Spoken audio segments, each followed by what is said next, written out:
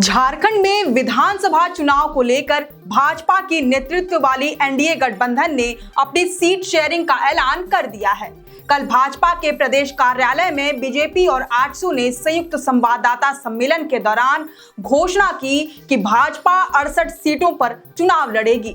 भाजपा ने अपने सहयोगी दल आजसू को 10 सीटें दी हैं, जबकि नीतीश कुमार की पार्टी जेडीयू के खाते में 2 सीटें और चिराग पासवान की पार्टी लोजपा के खाते में मात्र 1 सीट आई है। सीट शेयरिंग को लेकर भाजपा आजसू के बीच बार बार पेच फंस रहा था। आजसू 12 से 14 सीटों की डिमांड कर रही थी, लेकिन आखिरकार उसे 10 सीटें दी जा रही हैं। हालांकि अब भी ये माना जा रहा है कि इन 10 में से कोई एक सीट को भाजपा और आजसू अदला बदली कर सकती है। बहरहाल अब ये जानते हैं कि इन 10 सीटों पर आजसू किन्हें उतारने वाली है। जोहार, आप देख रहे हैं लोकतंत्र 19 और मैं हूं आपके साथ अंशु। सबसे पहले बात करें सिल्ली विधानसभा की, तो यहाँ पर पार्टी के सुप्रीमो सुदेश महतो सिटिंग विधायक हैं, तो ये तो आजसू के खाते में आनी फिक्स थी। इसके बाद गोमिया सीट पर एक बार फिर से सिटिंग विधायक लंबोदर महतो को उतारा जाएगा। वहीं रामगढ़ उपचुनाव में भारी मतों से जीत हासिल करने वाली सुनीता चौधरी को फिर से मैदान में उतारा जाएगा। ये 3 आजसू की सिटिंग सीट है। इसके अलावा 7 ऐसी सीटें हैं जहां पर पिछले बार के चुनाव में आजसू पिछड़ गई थी। किसी सीट पर सेकंड पोजीशन पर रही तो कहीं पर तीसरे या चौथे स्थान पर।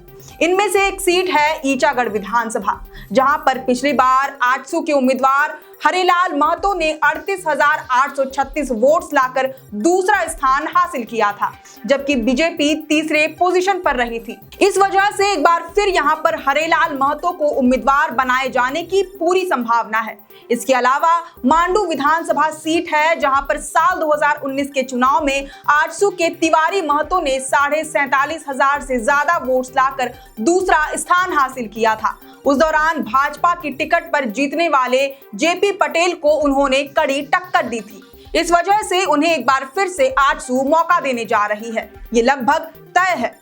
वहीं जुगसलाई सीट पर पिछली बार रामचंद्र सहिस ने आजसू की टिकट पर चुनाव लड़कर भले ही तीसरा स्थान हासिल किया था, लेकिन वह यहां पूर्व में विधायक भी रह चुके हैं, साथ ही झारखंड सरकार में मंत्री भी रह चुके हैं। इस वजह से उन्हें एक बार फिर से जुगसलाई सीट से मौका दिया जा रहा है, जो कि लगभग कंफर्म है।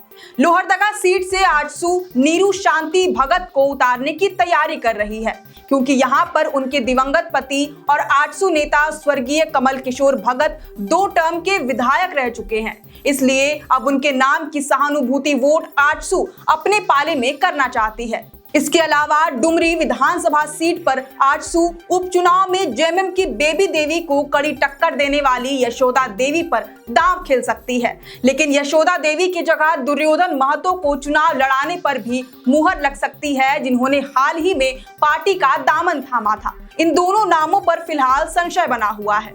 वहीं मनोहरपुर विधानसभा सीट से पिछली बार आजसू के प्रत्याशी रह चुके बिरसा मुंडा पर दांव खेलने जा रही है, जो कि लगभग तय माना जा रहा है। आखिर में एक सीट पाकुड़ की बात करें तो यहां पर पिछली बार अकील अख्तर आजसू की टिकट पर चुनाव लड़े थे। हालांकि हाल के समय में उन्होंने पार्टी से इस्तीफा दे दिया। इस वजह से यहां पर पार्टी अजहर इस्लाम पर दांव लगाने जा रही है। अजहर ने हाल ही में आजसू का दामन थामा था। तो ये वो 10 सीटें हैं जहां पर आजसू के ये संभावित उम्मीदवारों के नाम पर मुहर लग सकती है। हालांकि माना जा रहा है कि इनमें से एक सीट ईचागढ़ पर अब भी संशय बरकरार है, क्योंकि यहां पर भाजपा के मलखान सिंह की दावेदारी है, जबकि बड़कागांव में आजसू के रोशन लाल चौधरी का दावा है। इस वजह से कहा जा रहा है कि इन दोनों सीटों की अदला बदली हो सकती है, यानी कि आजसू के खाते में 10 सीटें ही रहेंगी, लेकिन ईचागढ़ की जगह उसे बड़कागांव दिया जा सकता है। हालांकि संभावना ये भी बन रही है कि रोशन लाल चौधरी भाजपा का दामन थामकर बड़कागांव से चुनाव लड़ सकते हैं, इसलिए इस पर अब भी सस्पेंस बरकरार है। वही बात करें जेडीयू की, तो उसके खाते में 2 सीटें मसलन जमशेदपुर पश्चिमी और तमाड़ विधानसभा सीट आई है। जमशेदपुर पश्चिमी से सरयू राय को और तमाड़ से राजा पीटर को उतारा जाना लगभग तय है, जिन्होंने हाल के समय में जेडीयू का दामन थाम लिया था। इसके अलावा एक सीट चतरा को भाजपा ने चिराग पासवान की पार्टी लोजपा के खाते में डाल दिया है। पहली बार होगा जब चतरा सीट पर कमल का निशान नहीं दिखाई देगा। अब तक जितनी बार भी यहां पर चुनाव हुआ है उसमें या तो बीजेपी कैंडिडेट जीता है या फिर दूसरे पोजीशन पर रहा है। पिछली बार भाजपा के जनार्दन पासवान दूसरे स्थान पर रहे थे। सीट शेयरिंग का ऐलान करने के बाद अब एनडीए जल्द ही अपने उम्मीदवारों की घोषणा भी कर देगी।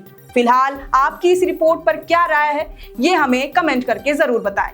अगर आपको ये वीडियो पसंद आया हो तो इसे जरूर से लाइक और शेयर करें। हमारे चैनल लोकतंत्र 19 को फेसबुक पर फॉलो और यूट्यूब पर सब्सक्राइब करना ना भूलें। हमारा एक और चैनल है द ग्राम सभा, उसे भी जरूर से फॉलो और सब्सक्राइब कर लें। फिलहाल लेते हैं अलविदा। जोहार।